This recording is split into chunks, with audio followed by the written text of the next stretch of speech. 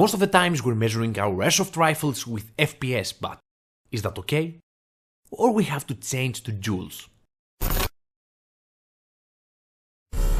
Hello AIRSOFT world! Today we talk about joules.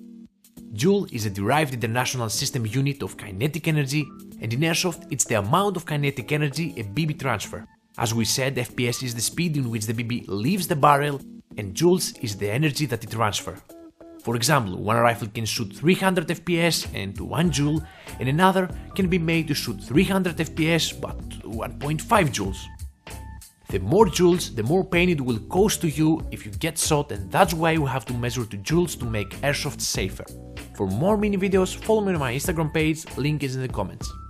I'll give you an example. Let's say I'm throwing to you with the same speed two objects, the same dimensions and same FPS.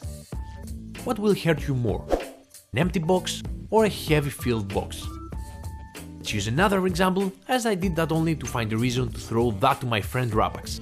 By the way, there are many factors that can affect your joules. I can make an episode about it, leave a comment if you want, but the easiest way to adjust your joules is by spring changing.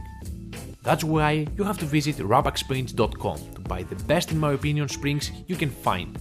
Totally recommend them, as I use them almost from the first day in all my rifles. Let's go back to the example. A small car crashes on the wall at 100 kilometers and a big truck also crashes on the wall with the same speed.